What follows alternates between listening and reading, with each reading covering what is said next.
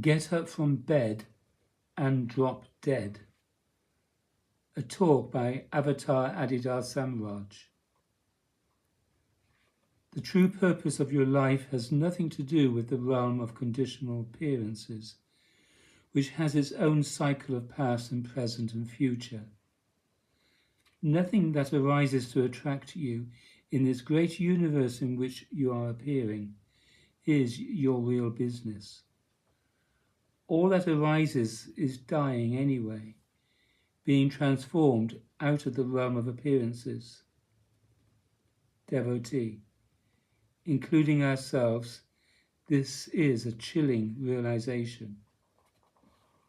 Adidar, it is not chilling if you realize the divine self-condition and source condition of everything that is arising. The death of anybody or anything is simply a transition into the next dimension. Many people associated with your past have already experienced it. They may not know very much about it, any more than they knew very much about the process of life. Perhaps they all have comprehended something about it, but in any case, they have been transformed. And they are so mysterious to you that, whatever they might have been during their lifetime, they are now heroes for having died. Those who have died are mysterious to you because, while alive, they were exactly like you. It is interesting to look at photographs of relatives and others from your childhood who are now dead. You knew them all very well. They were basically ordinary people like you. In the moment, grinning at the camera, they did not know anything more or less than you, fundamentally.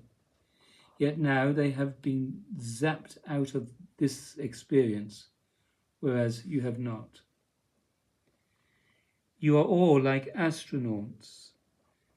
Your entire lifetime is associated with preparation for the launch. This life is just a transition to another place. All those people you once knew have continued in the process of existence.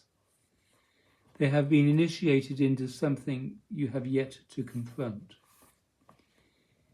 That is why you must learn wisdom while alive.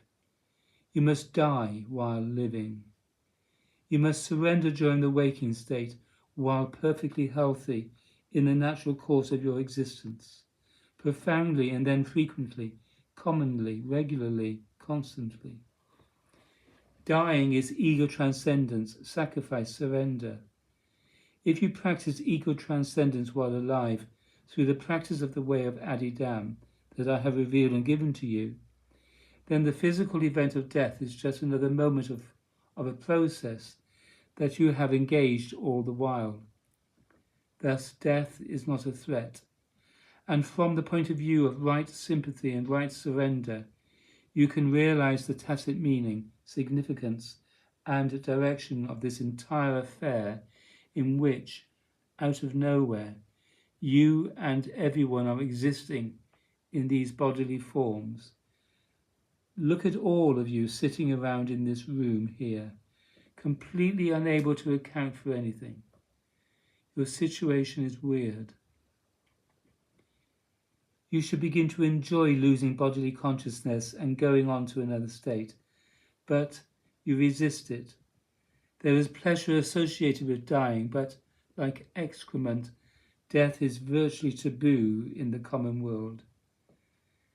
You are not supposed to enjoy it. Spiritually awakened beings, however, know this pleasure. They know they must enjoy death, and they become pleasurably associated with it. Such individuals transcend fear while alive, just as you must do. You must become able, as a matter of course, to enter into the bodiless and mindless condition of your waking life every morning. Get up from bed and drop dead. Realize the ecstasy of heart communion with me to the point of transcending death. To lose bodily consciousness is a natural expression of religious ecstasy. All the yogas strive for it, but not as a form of suicide or negative act. After all, one does return to bodily consciousness. Yet to surrender to the point of transcending your fixed association with the body and to enter more profoundly into the process of realizing consciousness itself is one of the possibilities of bodily existence. When, through practice of the way of Adidam, you become able to enter that state of bodily surrender at will, then you lose your fear, which you have acquired through being confined by repetitive experience to the limited self-sense. You feel negative about existence because of this sense of limitation. Therefore, understand all experience and enter into another disposition, bodily, literally, physiologically, and relationally. Be truly a servant to me in the world and be nothing else. Enjoy no other disposition than the ecstasy of devotion to me and service to me.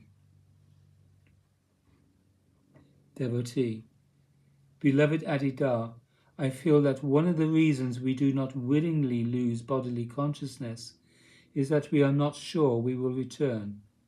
Adida, yes, but when you are giving yourself up to the divine reality, why should you be concerned about such a thing?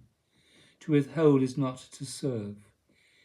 Any state other than direct, heartfelt surrender to me is an unending torment, leading more and more to profound despair. Therefore, as my devotee, simply surrender the self-contraction by turning to me. If you do this, then the body yields the sense of its independence, its fixed attention and sensation. As a natural expression of its ecstasy, in the real spiritual process, the loss of bodily consciousness is quite natural. Yogis describe it all the time. The loss of bodily consciousness is the root of such expressions as the one attributed to Paul in the New Testament. He said, I die daily. It is to give yourself up simply, to give yourself up to real God, to the point of ego death, without negative conscious connotations, but in the most positive sense. As the ego I, all your actions are undertaken to fulfill or reinforce your present state of body-mind. But the practice of the way of Adidam involves the total transcending of your present state of body-mind and any past or future state. Such transcending is an altogether different existence than you have reinforced in your behavior and associations throughout your life. Yes, you must die every day. You must enter into each day as a person newly born, free, not at all bound to your egoic self. My recommendation that you drop dead every day is an amusement, but I am talking about ecstasy. The one thing you fear is death, because you are holding on to your egoic self. If you give up your egoic self by turning to me moment to moment, you die as the ego I. You transcend the physical and mental limitations of the egoic self. You must feel death as ecstasy and be free of your fear of it. The business of your life must become ecstatic surrender to me through the most life-positive association with me. Do not live a dreadful, fearful, mysterious association with death. It is not that physical death is, in and of itself, so profoundly important. What is important is the process of real transformation, of which physical death is one particular manifestation. That transformation process must go on while you are alive.